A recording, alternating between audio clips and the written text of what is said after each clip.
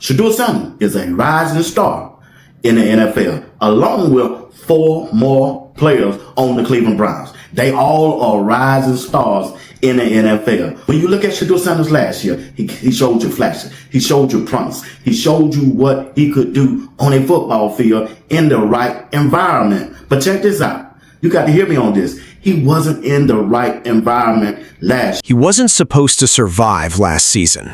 Not as a starter. Not as the face of a franchise. And definitely not with people betting money on his failure. But here he is, 1 year later, and the people who wrote him off are suddenly very, very quiet. Something changed in Cleveland, and it didn't happen overnight. Rewind to last season for a second, because you cannot understand what's happening right now without understanding what he walked into. Shedeur Sanders was handed an offensive line that by the end of the year had almost nobody left on an NFL roster. Think about that. The men protecting him week after week weren't good enough to even make another team's practice squad the following season. No push in the run game, 3rd and long on repeat, a leading receiver who was actually a tight end, catching under 700 yards worth of passes. That was the machine he was strapped into. And still, somehow, out of 7 starts, he found a way to win 3 of them. People don't talk about that part enough. They talk about the interceptions. They talk about the ugly stat lines. They talk about the shaky pocket presence like it existed in a vacuum, like he was out there alone with a clean pocket and just couldn't get it done. That's not journalism. That's a narrative to sell outrage. And outrage sells. But football, real football, doesn't lie the way headlines do. So here's the real question everybody should be asking heading into this season. What happens when you take that same quarterback and you actually give him a chance? Cleveland didn't wait around to find out by accident. Andrew Berry went to work. He rebuilt that receiver room. He addressed the offensive line. He brought in pieces that were missing the first time around. This isn't wishful thinking. This is a front office admitting, quietly, without ever saying it out loud, that the environment failed the player last year, not the other way around. Let's sit with that for a second, because it matters more than people want to admit. When a front office spends an entire offseason rebuilding around one specific position, that's not coincidence, that's a confession. They looked at the tape, they looked at the numbers, and they came to the same conclusion a lot of outside analysts had already reached. The talent was never really the question, the circumstances were. And that's where the story actually gets interesting, because Shedeur Sanders spent this offseason doing something most 20-something athletes with his level of scrutiny almost never do. He went inward. Listen to how he described it himself. Up under Kevin Stefanski, never gave him a chance to be a quarterback in the NFL. The offensive line that he went out there with was horrible. Matter of fact, none of the linemen that he played with last year are in the NFL right now.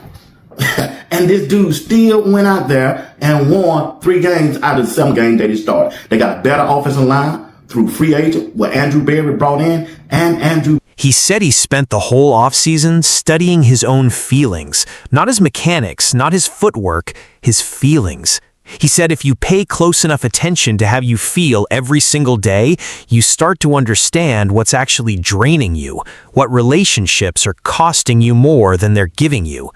He talked about having to step back from people respectfully because where he is in his career right now demands all of his energy pointed in one direction. He mentioned his mother helping him build a salt room in his own house, a space just for peace, just for silence, just for him to reset. That's not the profile of a guy who's cracking under pressure. That's the profile of a guy building armor. And you have to sit with that for a second, because this is a young man who has been under a magnifying glass since before he ever threw an NFL pass. Every workout, every interview, every facial expression dissected online by strangers with opinions and no context.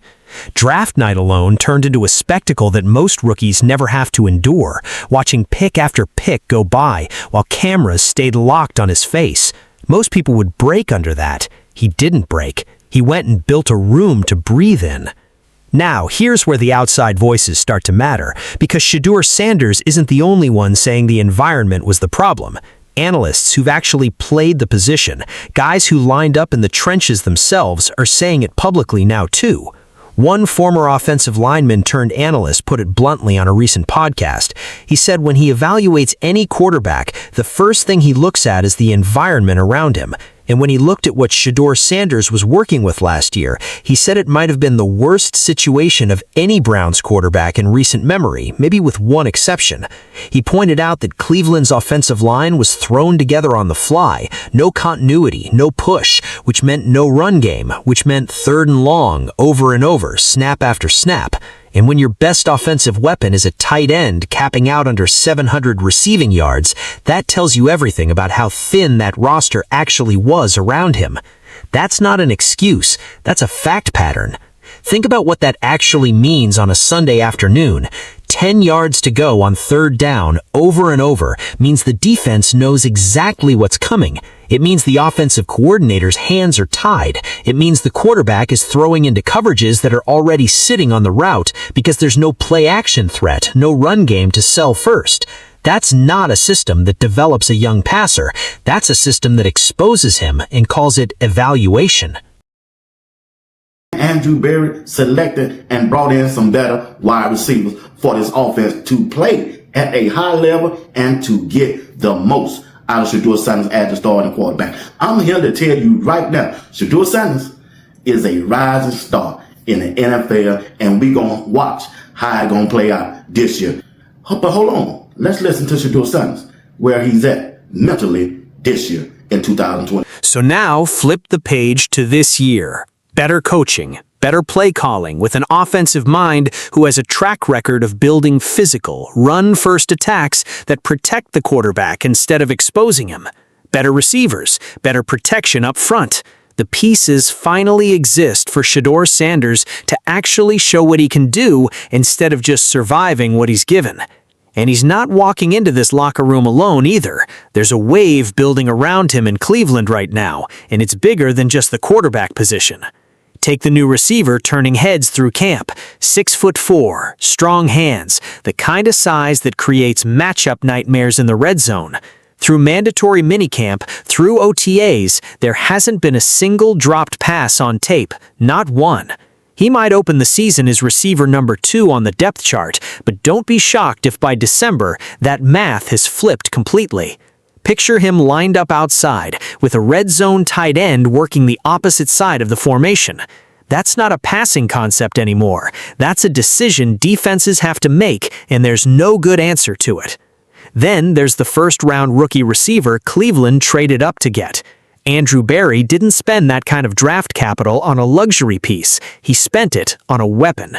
Get this kid the ball in space, on a bubble screen, on a reverse, on a simple crossing route, and watch what happens after the catch. He doesn't need the long developing route tree to be dangerous. Quick game, digs, crossers, anything that gets the ball into his hands with room to work, and suddenly the defense is chasing a problem they can't solve with scheme alone. That's the difference between a good route runner and a genuine problem for opposing defensive coordinators. And it doesn't stop on offense either.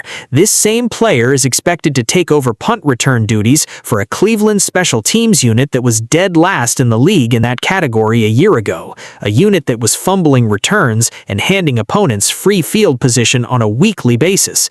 That's how much trust the front office has already put in him, and it tells you they view him as a difference maker in more than one phase of the game. And then there's the second-year receiver nobody outside of Cleveland is talking about yet.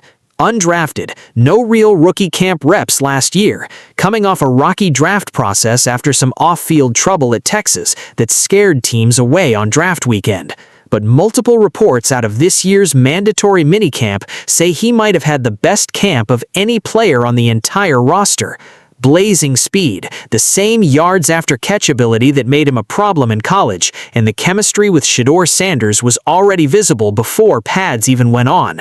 A receiver like that, one who fell in the draft for reasons that have nothing to do with talent, tends to play every single snap like he's got something to prove.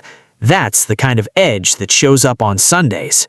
You can expect some amazing things from Shedeur Sanders playing that quarterback position. Many people want to overlook the environment that Shedeur Sanders was in Last year, with Kevin Stefanski, a bad offensive line, wide receivers were ranked last in the NFL. You cannot overlook that. Matter of fact, once again, let's listen to the Dog Podcast speak on that. Add a physical, downhill running back who profiles perfectly for a run-heavy offensive scheme, a back who showed real flashes as a rookie and now steps into a system built to feed him the ball 20 times a game. Look at what that play caller has done in previous stops, at the college level and again with a professional franchise. His offenses ran the ball at a high volume, and that volume did two things. It controlled the clock, and it set up play action off of it, which is exactly what a young quarterback needs to survive and grow into his role. A running back who can hit that hole downhill, who can also step up in protection and pick up a blitzing linebacker, who can leak out into the flat and turn a simple check down into a chunk gain. That's not just a complementary piece, that's the engine the whole offense runs through. And don't forget the tight end, who already earned All-Pro recognition despite being schemed around and limited last season. He's expected to be Shedeur Sanders' #1 security blanket again this year, except now he won't be the only real weapon on the field. Last year, defenses could roll their entire coverage shell toward him because they knew with total confidence that nobody else on that offense was going to consistently beat them. This year, that math is gone. This year, there are 4 or 5 weapons who can hurt you, and you cannot double every one of them at the same time. Put all of that together, and you start to understand why the noise around Cleveland isn't panic anymore, it's anticipation. But here's the part that still gets buried under all the criticism. None of this works if the quarterback himself isn't built for it mentally, and that's exactly why what he said about studying his own feelings matters so much. Football is physical, sure, but at the quarterback position in this league, the mental war is the one that actually breaks people. The doubt, the noise, the comparisons to his father's legacy that follow him into every single room he walks into. The fans who wanted him to fail before he ever took a snap, just to prove a point about draft stock and entitlement. He heard every bit of it, and instead of shrinking from it, he built a system to filter it out. That's not privilege, that's discipline. Now think about the noise specifically for a second, because it hasn't been quiet. Every off-season workout clip got picked apart frame by frame. Every interview got clipped and reposted, with captions designed to provoke outrage instead of understanding.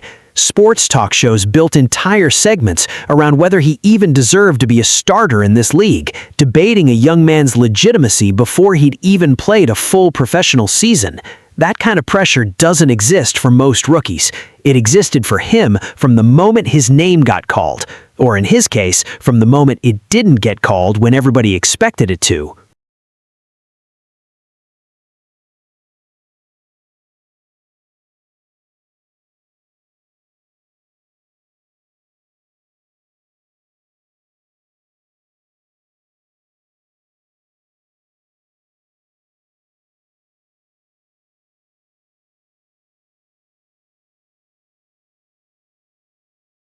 And that's the part of this story that gets lost. The slide on draft night wasn't just an inconvenience, it was a message, whether it was intended that way or not.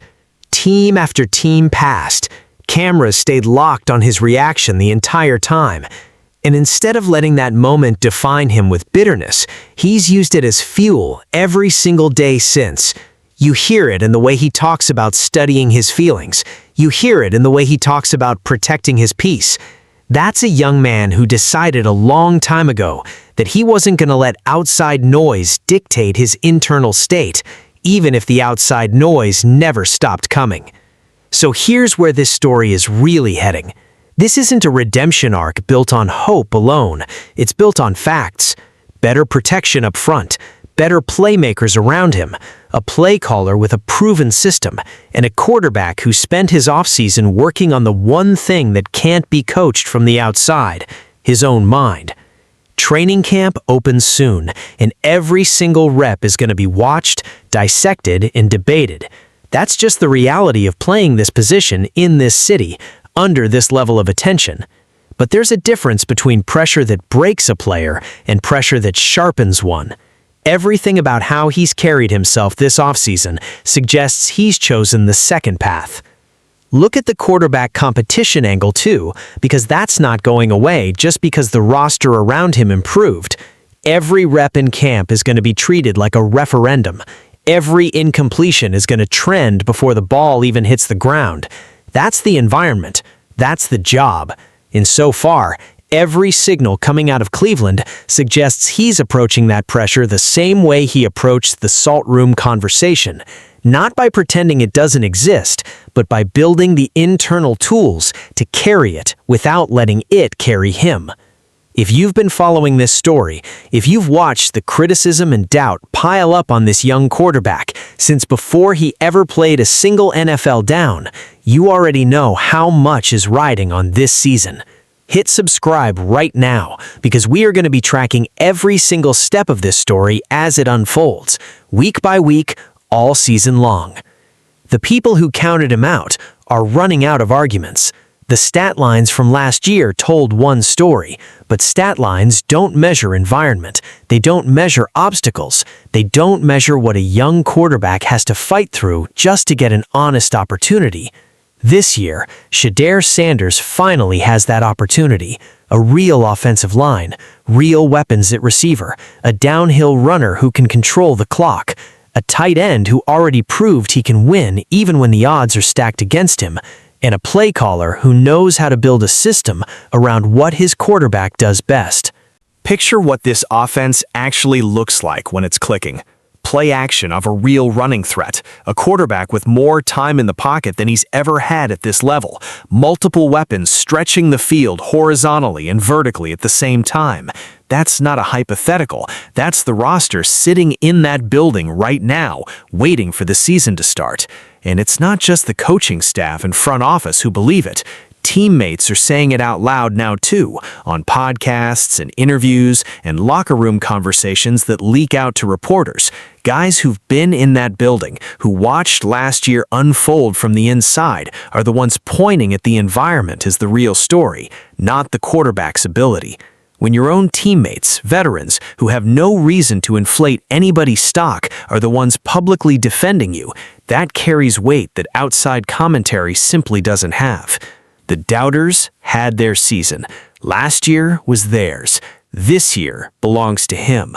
And when the games start counting, when the cameras are rolling and the pressure is at its highest, don't be surprised when the same people who spent all offseason predicting his downfall go completely silent. Because Shedeur Sanders isn't just trying to prove he belongs in this league anymore. He's about to prove he was never the problem to begin with. Watch the tape from this camp closely once it starts leaking out. Watch how he moves in the pocket now that there's actual push up front to work with. Watch the eye discipline, the way he goes through progressions when he's not under constant duress. Last year, so much of what got criticized wasn't really a talent issue at all. It was a survival issue. A quarterback who's constantly under pressure starts making decisions based on fear instead of fundamentals. Give that same player time, and you start to see the version of him that made people excited about his potential in the first place. That's the story this season is going to tell. Not a redemption story built on sympathy, a correction story built on facts, built on a front office that actually listened, and built on a quarterback who used every ounce of criticism as motivation instead of letting it break him down. So when the doubters finally do go quiet, remember exactly why. It won't be luck. It won't be some miracle turnaround nobody saw coming. It'll be the direct result of a better environment, meeting a quarterback who never stopped preparing for the moment the environment finally caught up to his talent.